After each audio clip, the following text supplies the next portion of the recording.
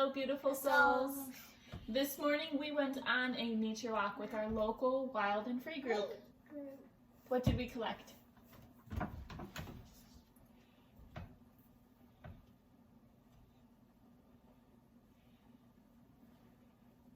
And what are those? Leaves. What kind of leaves though? Not just any leaves. Leaves that were starting to turn They are the first signs of fall. And we are going to preserve them today with some beeswax. And some of the mamas inquired at our group today about how to do that. So I simply wanted to share our process with you. And may you enjoy doing this possibly as well. Here are the ingredients that you will need. Along with your leaves, you will need just a small little pan. I use an old tin can.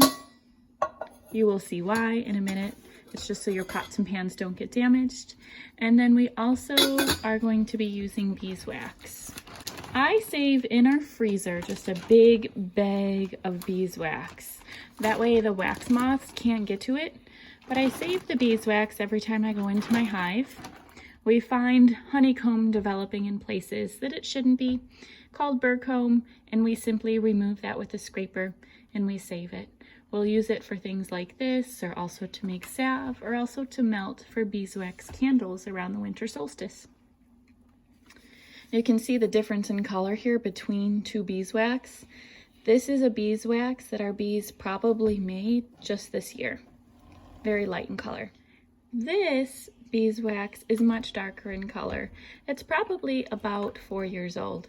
We tend to replace all of our frames about every 4 years old, simply for the fact that the beeswax starts to darken in color like this.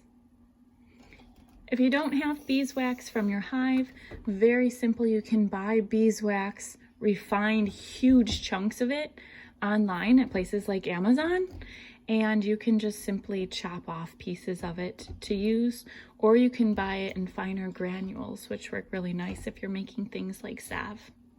dog. Do I also put that in there? No. You can. Okay. So our first step here, since we are using beeswax from the hive, is to separate that burr comb. We want the light colored beeswax so that the colors of the fall leaves will shine through. Dog color. While they do the sorting, I am simply going to fill this pot with water and get it close to a boil. Beeswax has a very low melting point, only about 180 degrees. If you heat it hotter than that, it tends to turn golder in color. So try to keep that temperature lower than boiling. What's this? I think that's a ball that we took off when people were using it. Yeah, that's cool. Can I put it in here, but it looks too dark? No, too dark.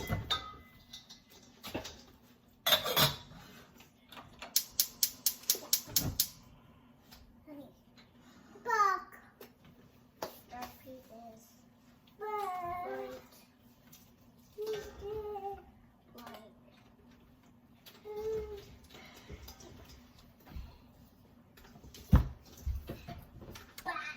Here's where the tin can comes into place. We are going to use the tin can like a double boiler.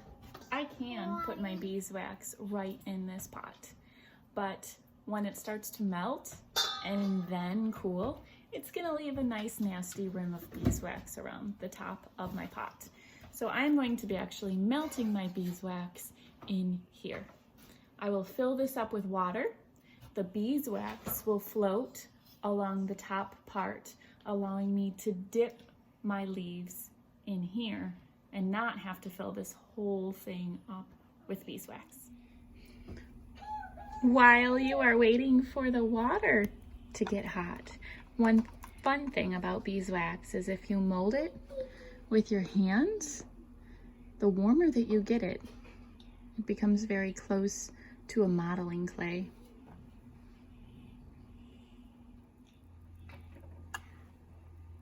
See, it will float. Mm. This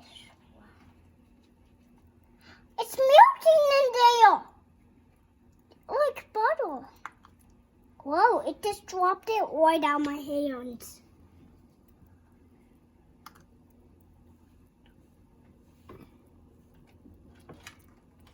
Look how big this is. We need to break it a little bit.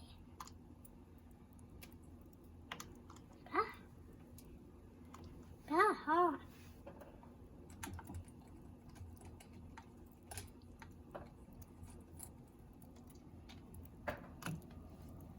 Sticky.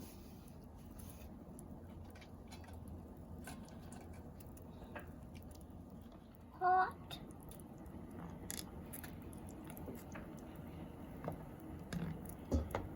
Can you add a few more, please? I'm gonna add one when I'm done making this. Round ball.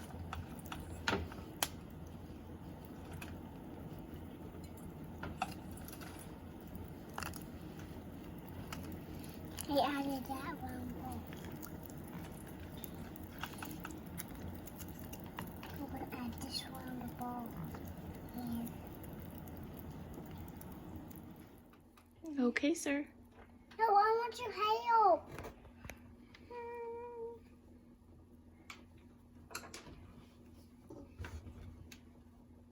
Why is it dripping so fast?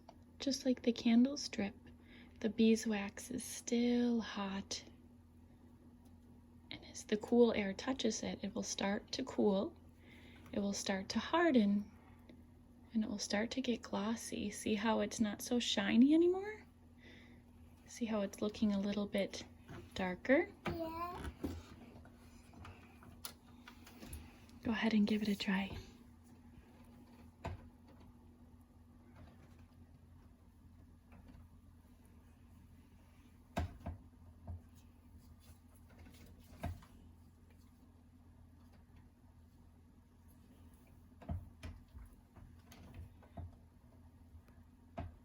See, it was just not quite dried out enough. See how it's stuck to the sheet? Yeah. So next time we just need to let them sit a little bit longer. That little bit was just enough time.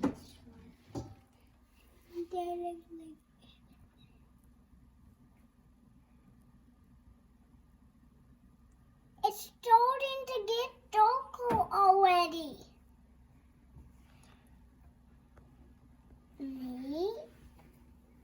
Now we will leave the beeswax in the water, let that cool and come back to room temperature.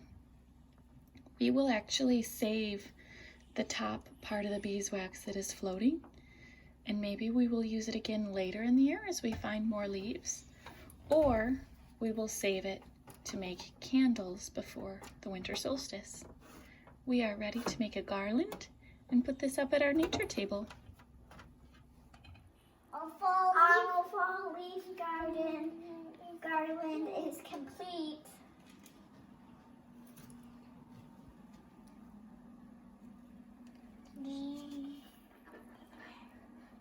Thank you for joining us.